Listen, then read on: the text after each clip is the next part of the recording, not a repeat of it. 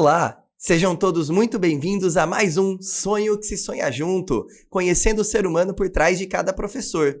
E hoje nós temos um convidado muito especial. Ele que é Professor Caipira, um dos maiores fãs de Chaves de todos os tempos. Tem o Chapolin como seu herói de mais popularidade. Ele é doutor em História, autor de livro e caminha com livros. Com vocês, Professor Elton Ferreira, seja bem-vindo. Valeu, prazer estar aqui, Juliano. Muito obrigado pelo convite, apesar da gente vir fazer essa visita nesse programa tão legal. Chega aqui e é recepcionado com essa camisa do Corinthians, né? Vamos começar as polêmicas já. Venho bem vestido, aí chega o cara tá de corintiano.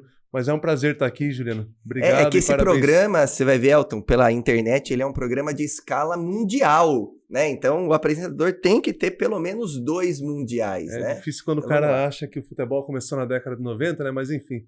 Bom, em 51 não começou, né? Amigo é amigo, né? A gente tem que aguentar, né? Em 51 não começou, vamos falar. Foi antes, passou por 51. Mas, Elton, vamos lá, olha só. Apesar de palmeirense, né? Que eu não queria te anunciar, mas a camisa não negou, né? Você que tem um coração que é desse seu tamanhão aí, se emociona os seus alunos todo dia. Então a ideia é a gente conhecer esse Elton que tem um coração que, por ter 2 metros de altura, ainda não cabe nesse corpão todo aí. Então a gente começa o nosso programa com o quadro Cabeçalho. Vamos lá. Elton, você se denomina Professor Caipira. E muitos acreditam que a denominação caipira, né, o vocábulo caipira, eu vou falar bonito agora, porque eu sou corintiano, o vocábulo caipira, falar, né? Tá vendo? Estudei, fui até a 2ª série. Bom, o vocábulo caipira, ele tem a ver mais com a questão de roça, de fazenda, de vida no campo. E aí eu gostaria de deixar um pouquinho de espaço para você explicar por que você se denomina professor caipira e o que é esse caipira? Eu acho que eu sou caipira, além de professor, né?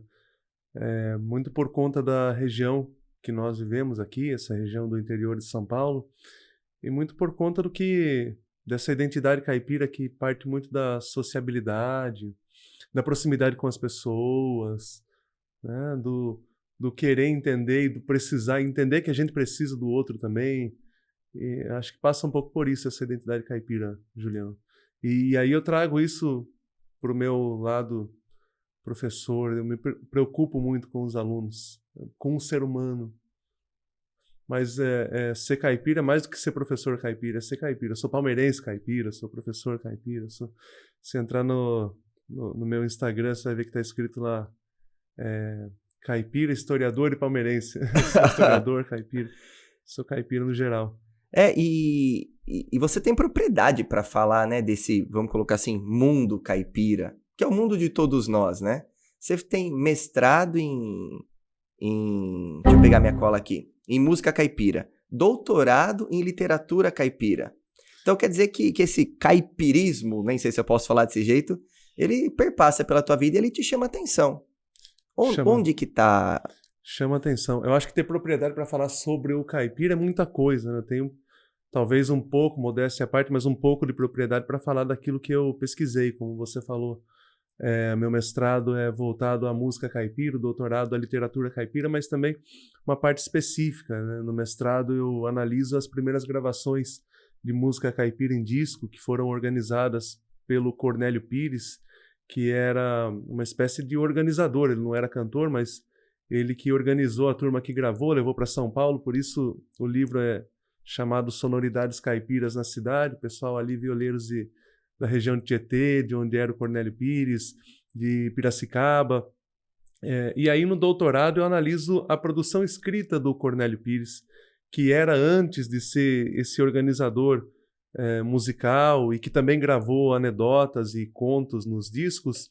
Ele era escritor, jornalista, publicou vários livros, trabalhou e escreveu na revista O Pirralho na década de 1910, que era uma revista dirigida pelo Oswald de Andrade, que depois foi um dos modernistas de 1922, né? Então dizer que eu tenho propriedade sobre tudo que é caipira é muita coisa, né? Mas tento pelo menos entender essa produção. E aí eu tô falando um pouco sobre o meu trabalho e você tinha perguntado, sobre como é que eu... isso faz parte da minha vida, Exato. né? No que te chama O que me chama atenção ser atenção, caipira? claro. Então, eu sou de Porto Feliz, né? A grande Porto Feliz, cidade de luz do interior aqui. Mais conhecido também como Porto Alegre Paulista, né? Porto Alegre Paulista, olha só. Essa eu nunca tinha escutado falar.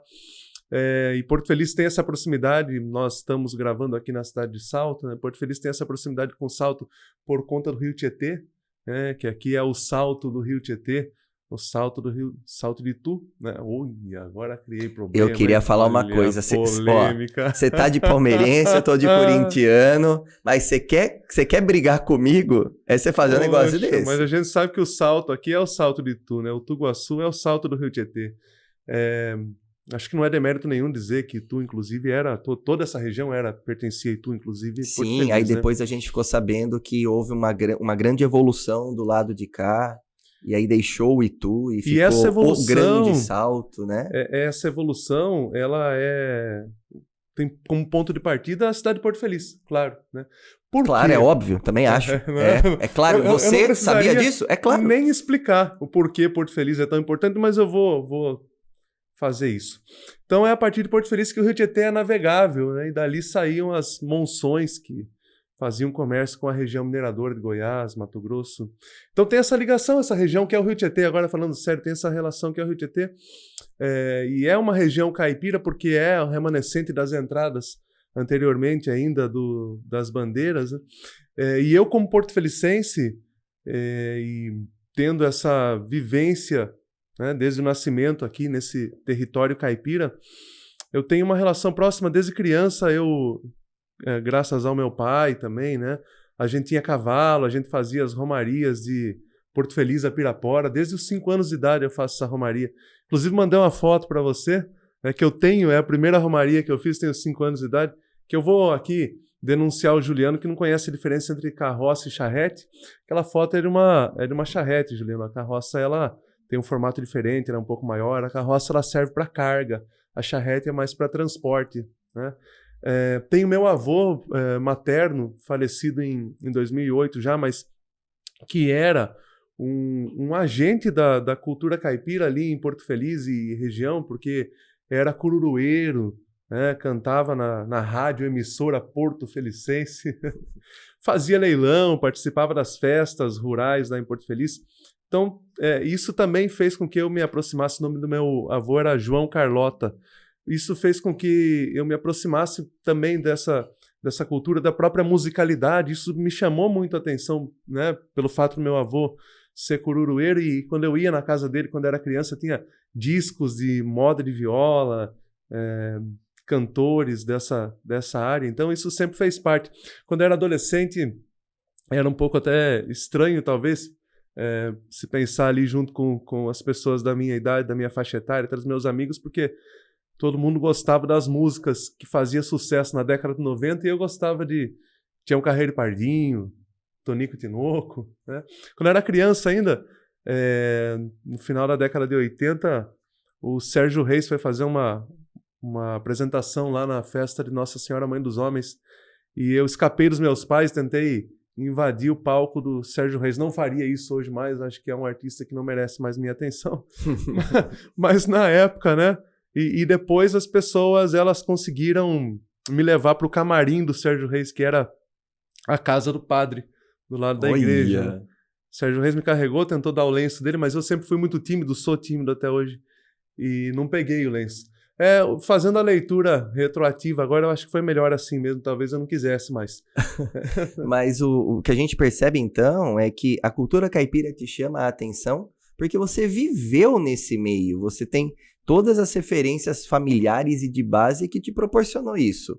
Sim, sim. Mas ao mesmo tempo me chama a atenção que você me contou vários pontos que essa cultura caipira, ela tá dentro de uma cultura de fazenda, de roça, ou não necessariamente?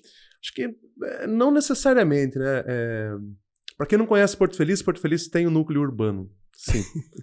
Já chegou a rede elétrica lá? Já chegou, tem TV a cores. Né? Eu não vivo em Porto Feliz mais, mas acompanho a distância, sei que algumas coisas já existem lá. internet, inclusive. O pessoal talvez até assista, espero que estejam assistindo aí em Porto Feliz, os conhecidos, né? Já fica aqui o convite, inclusive. Então eu sempre vivi no núcleo urbano de Porto Feliz. Então não necessariamente passa por fazenda nem nada. Minha mãe nasceu na zona rural de Porto Feliz, mas também mudou para a zona urbana quando eu era adolescente.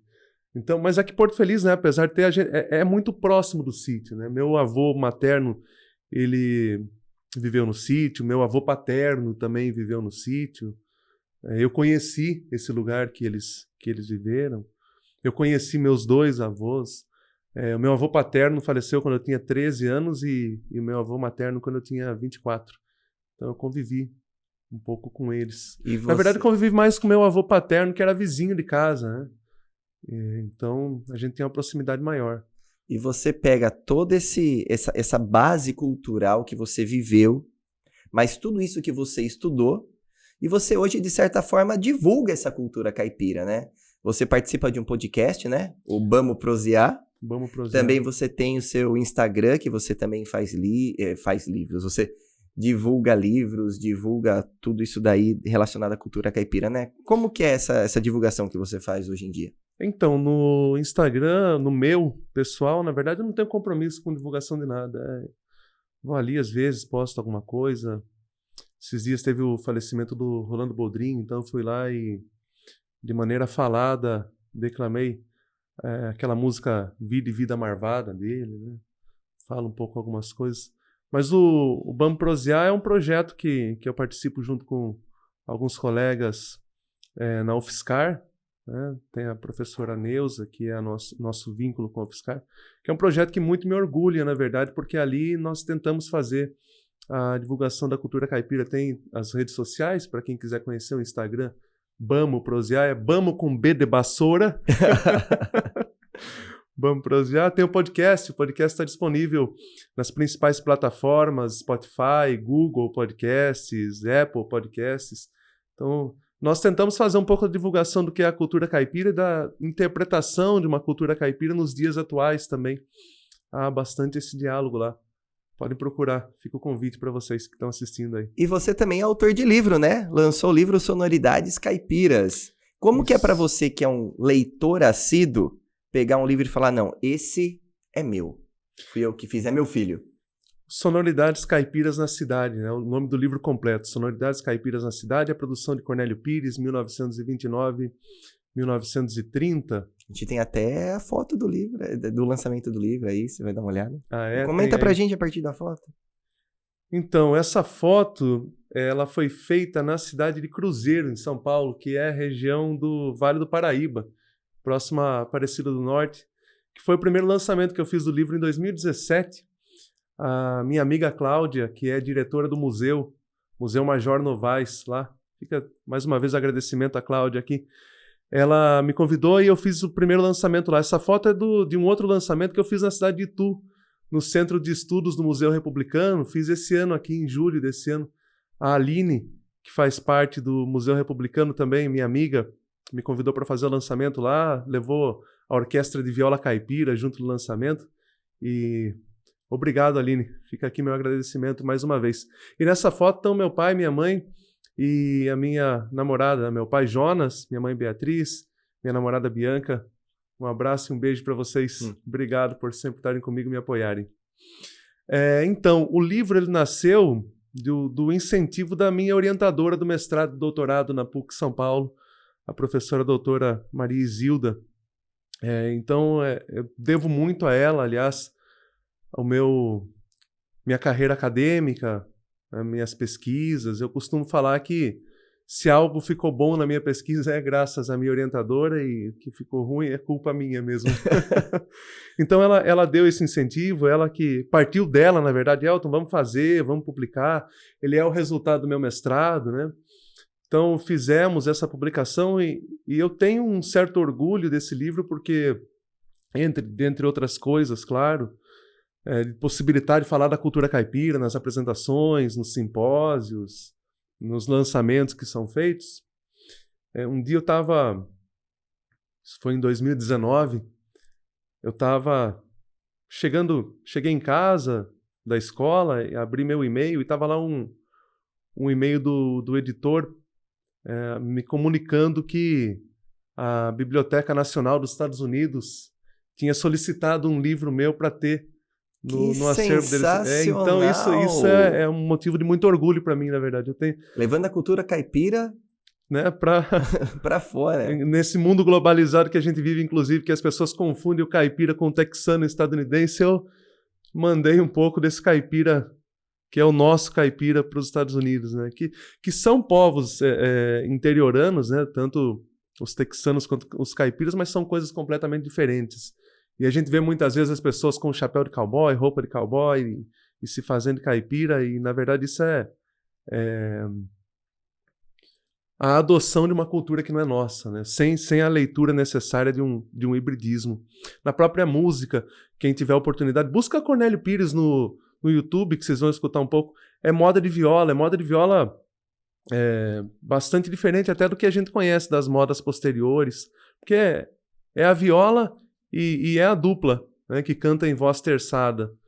É muito diferente do que vem ser essa música adaptada do country da década de 80, 90, que a gente vê com Chitãozinho e Chororó, por exemplo, acho que é um dos maiores nomes nessa época, né? E se falando de livros, né, a gente acabou de falar do lançamento do seu livro, a gente ficou sabendo de uma coisa muito legal, que você nas suas andanças do dia a dia, por aí, você sempre traz com você um companheiro de caminhada. E esse companheiro de caminhada é? É o livro. É o livro, cara. Eu sempre ando com... Chega a arrepiar escutar um negócio desse, sabia? Não, eu sempre ando, eu sempre tô lendo algum livro, então ele anda comigo porque, assim, parece que eu não me sinto sozinho, né? Quando nós conversamos sobre a possibilidade de fazer aqui, que você me convidou para vir aqui, eu estava relendo, na verdade, um clássico brasileiro que é Raízes do Brasil, do Sérgio Buarque de Holanda, e agora eu tô lendo... Mas eu deixei, tá lá fora. Deixei mas veio junto. Eu não sabia que você ia me pegar. Né? Eu tô lendo Cacau, tô relendo. Na verdade, eu tô numa fase de releitura esses tempos. Antes eu tava relendo um livro do Eric Hobsbawm, A Era dos Extremos. Depois eu reli Sérgio Buarque de Holanda, Raiz do Brasil. Agora eu tô relendo Cacau, do Jorge Amado. Eu mudei há pouco tempo de casa lá em Sorocaba, né? De apartamento, na verdade. E é um conjunto de prédios lá, o condomínio que eu moro agora, da década de 90 foi fundado. E eu acho interessante lá porque cada bloco tem o nome de um escritor brasileiro. E eu moro no Jorge Amado. Eu sempre gostei muito de Jorge Amado, mesmo sem saber. Então eu fui escolhido a dedo pelo universo. Escolhido a dedo pelo universo, porque era o apartamento que eu consegui me mudar. E eu gosto muito de Jorge Amado. Eu lembro quando eu era criança, eu não vou falar a idade aqui, porque talvez o Juliano fique chateado, mas nós temos a mesma idade. Agora, você vê como ele tá acabado, né? Só dá uma olhada aí. É a inveja que ele tem no meu cabelo. Eu acordei cedo para fazer essa gravação aqui, mas cedo de verdade, porque eu passei no cabeleireiro, fiz todo esse penteado, né? Porque achei importante para aparecer nas câmeras. Então eu tava falando de Jorge Amado. E eu, durante um bom tempo da minha vida, fui muito noveleiro. Faz muito tempo que eu não assisto novela, não é por nenhuma questão, muitas vezes, vou até chamar de intelectualoide, né? Parece que se a gente estuda, se a gente faz, não pode assistir novela, não pode ver Big Brother. Exato. Eu acho que a gente pode fazer o que a gente quiser, né? Tem muita gente que fala, por exemplo, tá assistindo novela, tá vendo Big Brother, por que não vai ler um livro no lugar? Pô, faça as duas coisas, né? Uma coisa não invalida a outra, exatamente. Né? Agora, tem muita gente que não assiste. Esse mundo dual, né? Que agora Corinthians e Palmeiras. Pois é. Agora, se bem que Corinthians e Palmeiras é o maior clássico do mundo. Você vai me encher o saco com essa coisa mundial. Mas Corinthians e Palmeiras agora falar a verdade tá proibido. Não, tudo bem. É o maior clássico do mundo e eu já falei isso pra você. O Palmeiras é o Palmeiras muito por conta da existência do Corinthians e o Corinthians é o Corinthians muito por conta da existência do Palmeiras. Essa rivalidade engrandece os dois, né? Mas então, acho assim, vou esperar começar a novela das 9 e aí eu desligo a TV para ler um livro. Não. Então, eu não assisto mais, tô dizendo isso um pouco para justificar o porquê não assisto. Não assisto porque a nossa vida é muito corrida, né? E verdadeiramente eu não sei mais nem o horário que acontecem as coisas. Mas assim, durante muito tempo da minha vida eu assisti novela. Na minha infância, na minha adolescência, eu gostava bastante. E eu lembro da minha infância, uma novela que marcou bastante foi Tieta. Então, desde cedo, Jorge Amado marcou minha vida, sem eu saber quem era o Jorge Amado, inclusive. Mas é um autor que eu gosto bastante. E essa coisa que a gente tá falando agora, né, de dualidade, uma coisa que não invalida a outra, esse mundo hoje em dia tá muito... Ou é 8 ou é 80, nada dessas coisas. E olha que interessante, você, um caipira, e a gente pode falar caipira porque você sabe o que significa caipira, você tem propriedade do termo, então você consegue se denominar caipira. Aí a gente vai descobrir um hobby seu, você é um caipira motorizado, você gosta de andar de moto? Eu gosto de andar Aliás, de moto. umas fotos muito bonitas aí que você tem. Ah, tenho, obrigado. De Olha moto. só, essa viagem eu fiz em julho do ano passado. Saía lá na Serra Catarinense, na Serra do Corvo Branco. Acho que é um dos lugares mais bonitos que eu já vi. Eu lembro que eu entrei numa estradinha de terra para chegar ali e de repente parou o trânsito na estradinha de terra e eu falei, meu Deus, por que eu estava sozinho? O que eu fui fazer, né? Essa foto aí, tô indo para Minas Gerais. Também foi em julho do ano passado. Então, voltando ali à Serra do Corvo Branco, o que eu fui fazer? De repente, andei um pouquinho, apareceu um lugar assim, coisa mais linda do mundo, com o sol ao fundo e tal. Sabe o que eu acho, Juliano? Que, na verdade, a moto, ela dialoga com a questão caipira. Olha só, enquanto eu achava que você ia andar de charrete, você então, anda de moto. Eu fazendo uma releitura, assim, porque eu penso muito em mim, né? Por que eu gosto de determinadas coisas, por que eu faço isso, por que eu faço aquilo. E eu tenho essa moto que está na foto, é uma moto que eu tenho só para passear. Eu não tenho condição de ter um cavalo hoje, Juliano, porque o cavalo dá gasto, porque a nossa vida é muito corrida, né? Nós somos professores. E mesmo sábado e domingo, a gente está sempre pensando na aula, preparando alguma coisa, corrigindo o trabalho. E a moto, ela é um lazer que, para mim, é parecido com o cavalo. Por quê? Porque eu tive cavalo também de sela, né? E aos domingos era um hobby para mim. Sair, ia lá, colocava o arreio no cavalo, saía, dava uma volta. E na impossibilidade de ter o cavalo, eu acho que eu cumpro essa função na moto hoje. Muito É uma legal. leitura que eu faço disso, por que eu gosto, né? Muito legal, Elton. Tanto é que essa moto, moto tem nome, sabe? Moto tem nome. Ah, então você vai contar pra gente agora em primeira mão o nome das suas motos. Eu tenho a moto que eu uso para trabalhar. Eu não sou motoboy hoje para trabalhar porque eu vou para a escola com ela. Ela chama Flecha Azul. É uma Teneré 250. Porque ela é azul. Em referência à cor dela. A cor dela, Sim, super criativo. Entendi. Agora, essa moto... É por isso que eu parei para pensar por que eu batizei com esse nome, né? Essa moto vermelha que eu uso para passear, ela chama Cavalo de Fogo. Nada a ver com o desenho da nossa época de infância. Então, tem tudo isso. O cavalo de fogo da época de infância, o fato dela ser vermelha e o cavalo. Sensacional, Elton. Olha, é riquíssimo esse momento de conhecer um Elton que eu vejo toda semana, pelo menos 2 vezes por semana, e não sabia de nada dessas coisas. Eu acho isso muito riquíssimo. Acho que essa é a grandeza do programa. Acho que isso que é sonhar junto, né? A gente sonhar junto com pessoas que a gente conhece. E é muito legal conhecer você, esse lado extra professor, Elton. Eu tô achando sensacional. Inclusive, eu que sempre tive a visão do caipira como o cara da roça, da fazenda, e não necessariamente todo esse conjunto de atitude que você trouxe pra gente ver que o caipira é muito mais que isso, a mim já vira a chavinha. Eu acho muito legal isso, Elton. Muito legal mesmo. Muitas pessoas têm dificuldade em se assumir como caipira, em ter essa identidade, né? Mas eu acho que essa simplicidade da experiência, da vivência caipira, esse gostar do outro, se preocupar com o ser humano, né? Acho que isso é tão importante, eu valorizo e gosto de me identificar como caipira. E nesse sentido, Elton, a gente vai dar andamento no programa, porque olha só, para muitos o sucesso tem a ver com ganhar dinheiro e ganhar rios de dinheiro. Para outros o sucesso é estar em evidência, se sentir aplaudido, se sentir procurado. E para outros o sucesso é ver o sucesso dos seus, é fazer parte do crescimento do outro.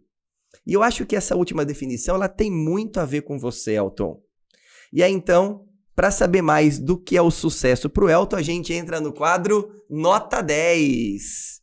E nesse quadro, Elton, a ideia é saber mesmo das suas conquistas, né? E a gente sabe, por exemplo, que todo esse carinho que você tem, que você leva para a gente na sala dos professores, para os alunos, toda essa cultura caipira que você tem, ela não sai do nada, ela não brota do nada.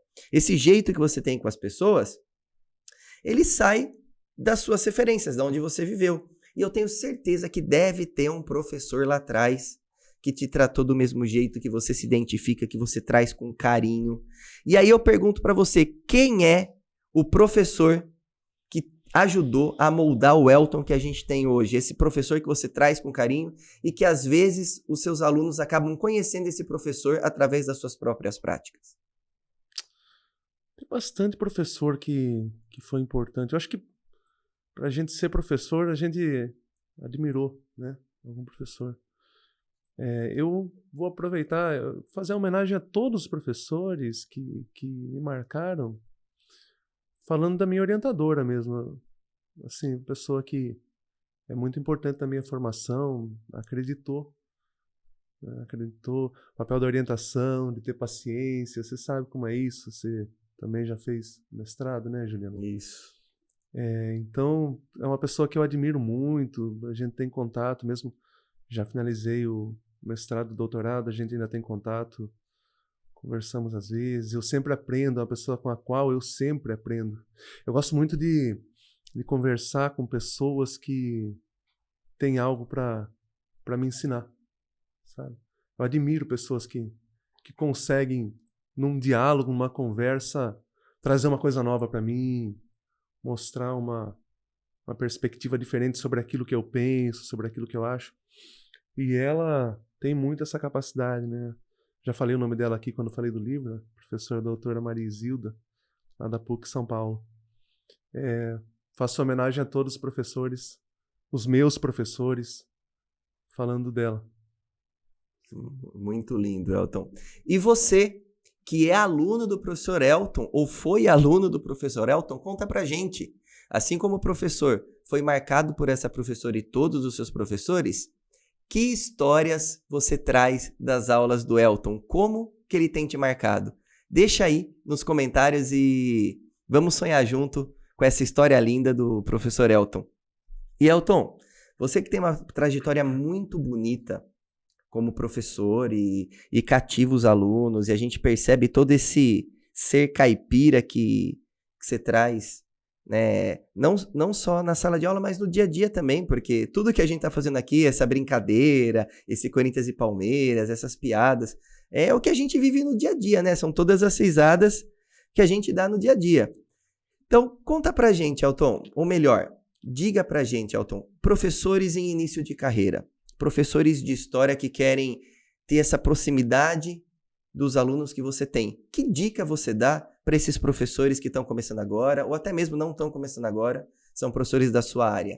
O que você tem a compartilhar da sua experiência para esses professores? Bom, pessoal, primeiro quem está falando essas coisas sobre eu enquanto professor é o Juliano, não fui eu. A gente admira os companheiros que a gente tem, a gente conhece. A gente trabalha junto e aí o Juliano está falando por ele. Não, porque assim, eu tomo muito cuidado com essa coisa. Não, o Elton acha que não sou eu, é ele que está falando. Mas eu... Sabe que eu leciono também no ensino superior, né? Sim, sim. E o que eu acho, o que eu penso, é que é muito importante a gente saber um pouco a proximidade com o aluno, né? Muitas vezes os alunos eles têm alguma dificuldade e a dificuldade ela é além daquilo que está acontecendo na sala de aula. E eu me preocupo muito com isso, sabe? O que está acontecendo? Porque o aluno ele traz uma carga de experiências. Ele não é, aquele indivíduo que a gente vê ali, né? A vida dele é muito maior do que aquilo que ele passa na escola. Às vezes, inclusive, eu vejo aluno assim, um sofrimento por causa de uma nota, e a gente sabe que é um aluno ou uma aluna que é esforçado, mas está ali. E eu já cheguei a falar isso. Não vou lembrar agora especificamente, mas porque eu já cheguei a falar isso várias vezes, né? Calma, e isso é só uma parte da sua vida. Mas a vida é muito maior do que só essa nota. Tá tudo bem, né? Eu penso que o professor, ele, na medida do possível, porque a gente tem uma quantidade grande de alunos, mas ele tem que tentar pelo menos ter essa sensibilidade de reconhecer no aluno um ser humano. Acho que não para quem está começando a ser professor de história, mas a pessoa que quer ser professora tem que gostar de gente, né? Tem que gostar do ser humano. Se eu puder dar essa dica, é isso. E se for para não gostar do ser humano, não gosta, eu acho que tem outras profissões para fazer, né, Juliano? Porque a gente lida e trabalha com gente, né? E com gente que não começa do zero lá na sala de aula, ele traz toda a experiência do seu dia a dia e a gente coloca muita gente junto, né, nessas experiências ali numa sala de aula, te escutando e nas suas diversas experiências, a nossa aula fazendo sentido na vida de cada um, né? Então, é uma diversidade muito grande, porque cada indivíduo traz. E nós também levamos, né? Eu aprendo muito com os alunos, eu aprendo muito com as experiências deles. Ensinar e aprender é essa troca, né? Eu não sei tudo. E tô para ver um professor que saiba tudo. Acho que a gente vai morrer. É importante, que é outra coisa que eu também falo, principalmente para os alunos de formação e graduação. É importante entender que a gente nunca vai conhecer tudo e a gente vai ter que estudar para sempre. E isso é bom. Isso é bom, claro, porque a gente consegue rever. É como a gente estava falando dos livros aqui, né? Eu estou numa fase de releitura. Eu fiz a releitura do Eric Hobsbawm, da Era dos Extremos. Eu fiz a releitura... e também fiz a releitura do Seara Vermelha, do Jorge Amado. Aí eu fiz a releitura Estou indo na sequência dos livros que eu estava lendo. A releitura do Raiz do Brasil, do Sérgio Buarque. Eu estou fazendo a releitura do Cacau, do Jorge Amado. E cada releitura, a gente percebe que a gente não percebeu coisas, porque a gente também muda. Né? Nós mudamos constantemente e essa mudança nos leva a ver as coisas de forma diferente. Tem que estudar para sempre. E isso sim é bom. Eu quero, quando eu tiver lá 103 anos, eu quero ter a clareza de que eu preciso conhecer e entender mais alguma coisa antes de morrer. Sensacional, Elton. Muito bom. E com essa deixa, nós chegamos ao ápice do programa. A parte que todo mundo espera, que é o nosso Momento Uninter. Onde a Uninter, aqui o lugar que a gente está, proporciona para a gente a oportunidade de falar. Elton, você professor, com certeza absoluta, sai todos os dias cedinho da sua casa e vai para a escola porque você tem um sonho. E a pergunta é, Elton, qual é o seu professonho? E o que você faz todo dia para transformar esse professonho em realidade? Cara, meu professonho é ver meus alunos se dando bem na vida. Né? Independente do que seja, se dar bem na vida. Acho que o mais importante é ser feliz.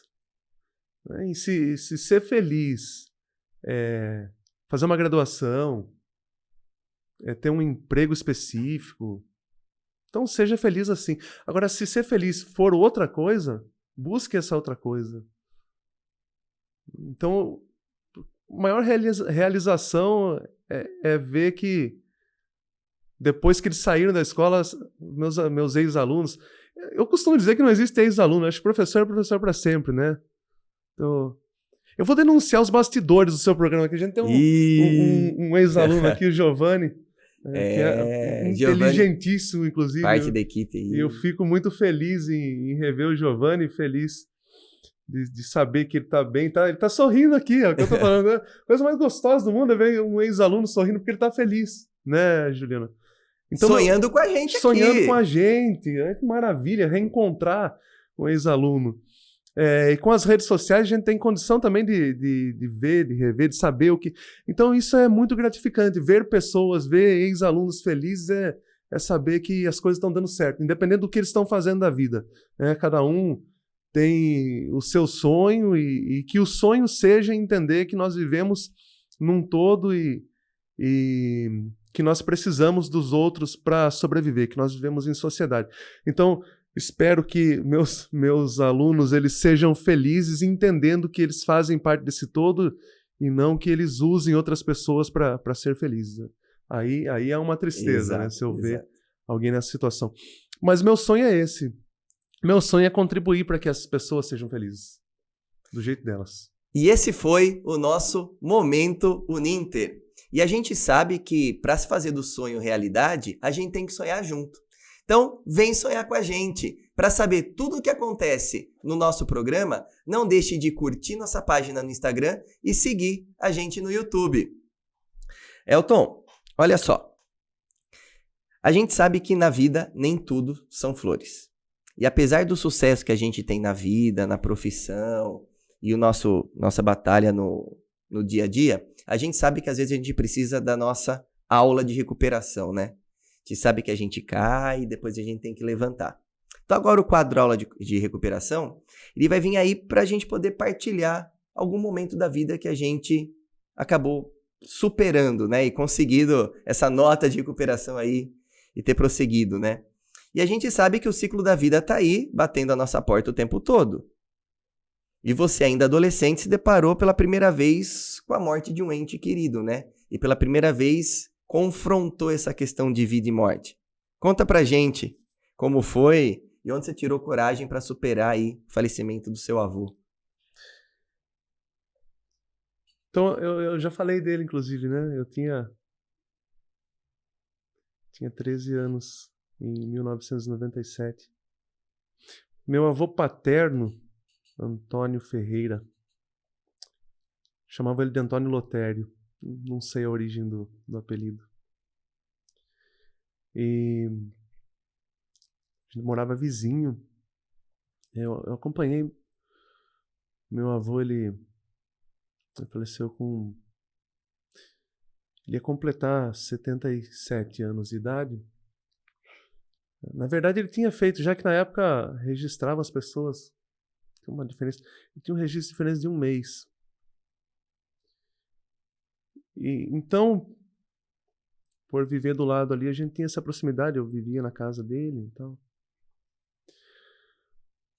E ele sempre muito doente, ele tinha problema no coração, problema no pulmão, e muitas vezes ele ia internado muito mal, daí ele voltava, ia muito mal, voltava. Então, a gente nunca imagina, né? Mas as pessoas, elas vão, em algum momento elas vão. A morte do meu avô me marcou. Eu falei do cavalo, né? Da Romaria. Meu avô, ele me deu esse... meu primeiro cavalo. A foto que a gente tem na infância é desse cavalo? Esse cavalo era do meu avô. Sou eu que tô sentado ali. De vermelho. Eu sempre gostei muito de vermelho. São duas cores que eu gosto muito, vermelho e verde. E que minha moto é vermelha, mas é porque as coisas acontecem na vida, né? É aleatório. A moto eu comprei usada. E foi uma moto que eu achei. Então aquele cavalo era do meu avô. Quando ele ficou adoentado, ele não podia mais, ele me deu. Foi a primeira vez que eu tive contato com a morte. Foi a primeira vez que eu encostei numa pessoa falecida. Eu não sei se a gente supera. Não sei. Acho que a gente aprende a lidar com essas coisas, né? Depois perdi outros entes queridos também. Todos meus avós já faleceram. A minha avó paterna, esposa dele, faleceu agora em 2020, há pouco tempo também. Eu morava aqui em Salta, estava com a minha tia aqui. Ela faleceu aqui em Salta.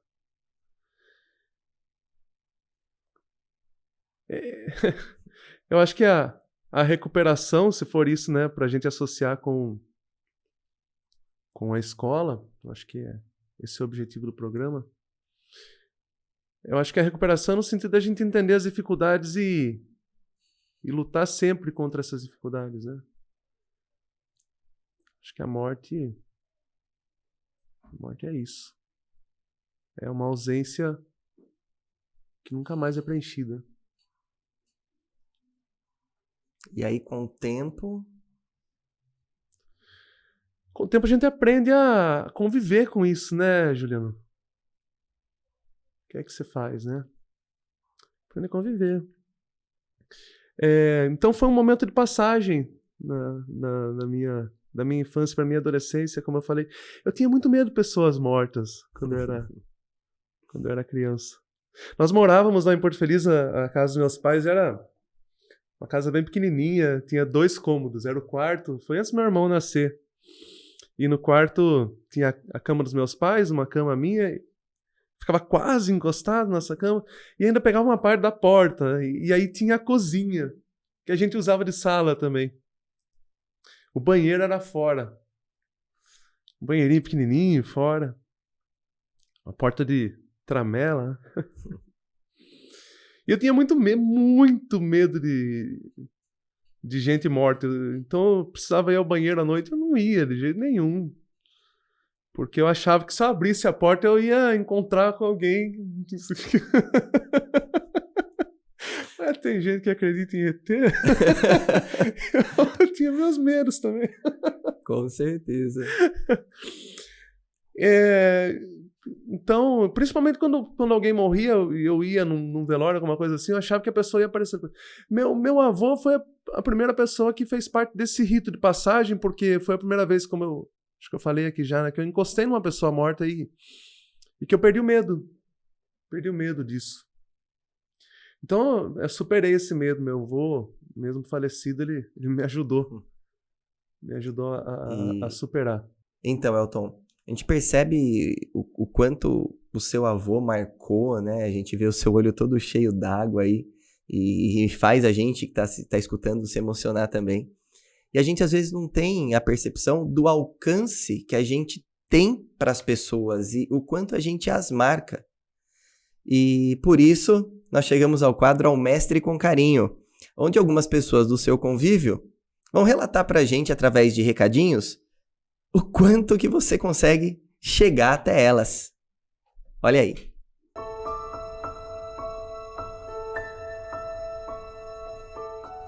Oi, Elton, Fernanda. Eu queria falar que, apesar da gente ter se conhecido esse ano, foi um ano muito bom, onde a gente aprendeu bastante com você, não só sobre a matéria, mas também sobre a vida. Você foi um professor que deu muita abertura pra gente poder conversar com você. Então, de verdade, foi muito bom. Eu amei conhecer você. E amei muito as conversas que a gente teve ao longo do ano. Então, eu queria falar de verdade, eu te adoro. Então, um pedacinho do meu coração guardado pra você. Então, a gente tem pra tudo que precisar, quando, sempre. Então, um beijo, um abraço. Oi, Elton.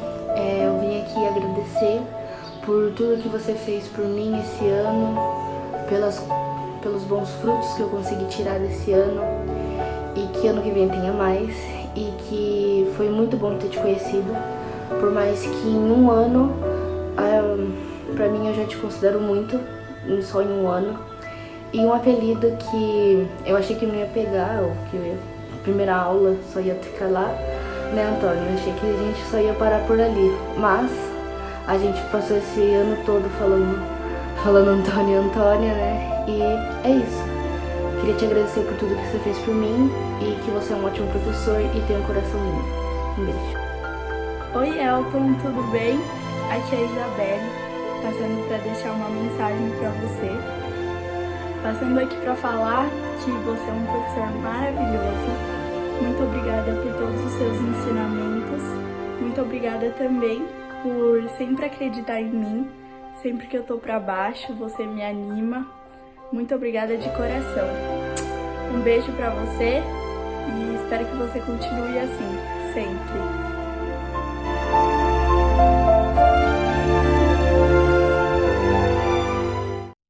Tá aí, Elton, todinho seu esses recados. Poxa.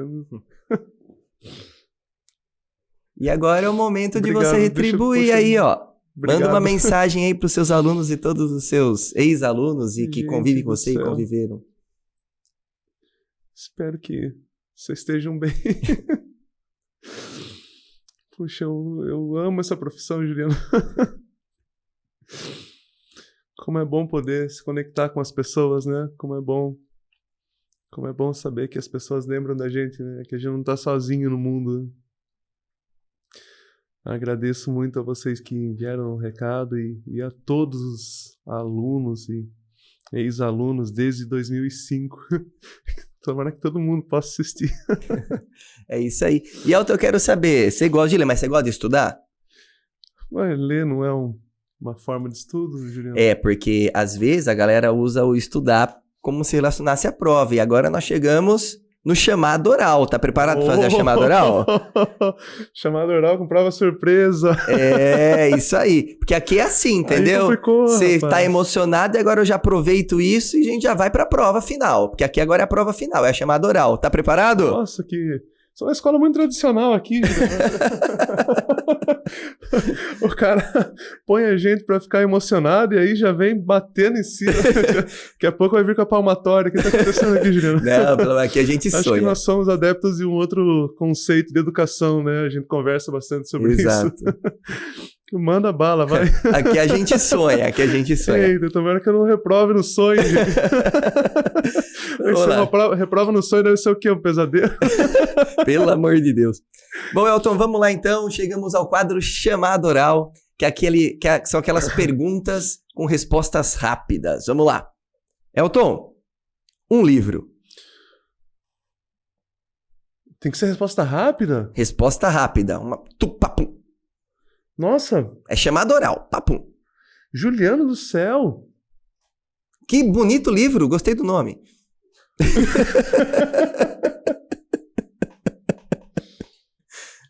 Gente. Um livro. Eu tô pensando... Tá, tem que ser assim, bate pronto, né? Bate pronto. Veio na cabeça, responde. Incidente em Antares, Érico Veríssimo. Uau. Uma música.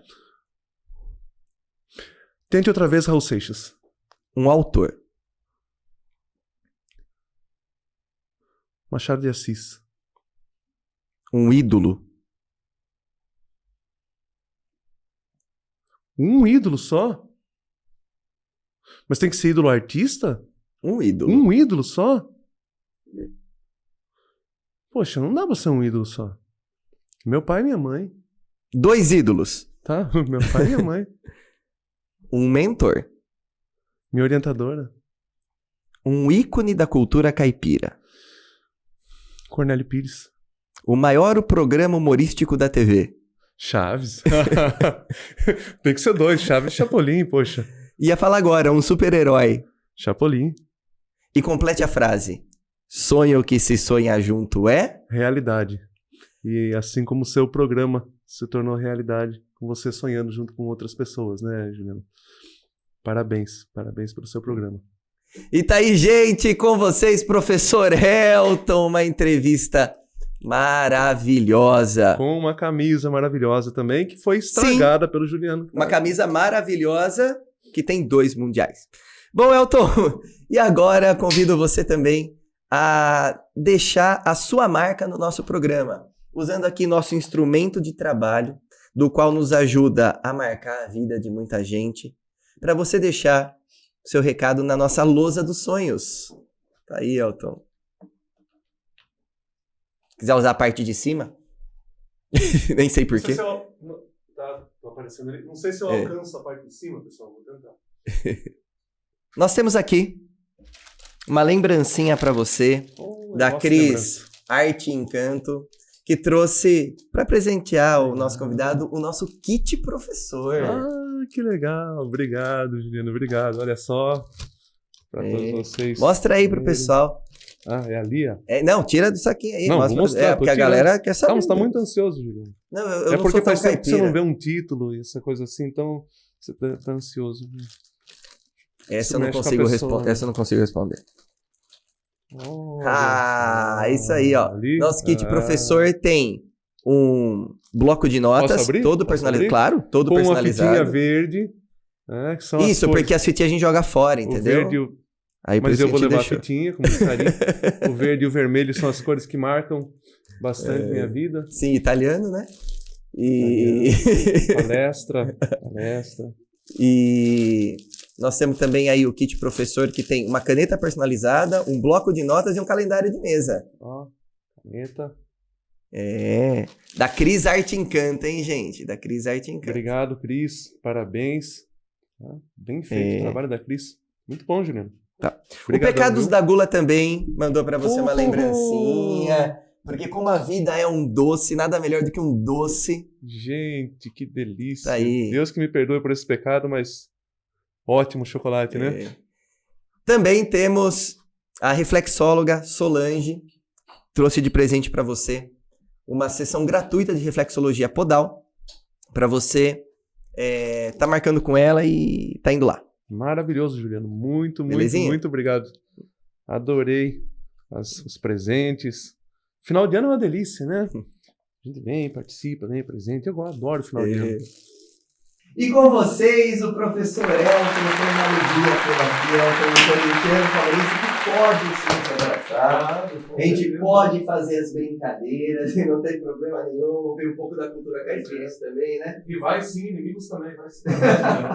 Muito bem. E faça como o professor Elton, siga nossas redes sociais, curte lá o Sonho de Se Sonhar Junto, aperte o sininho e vem sonhar com a gente. Isso aí, pessoal.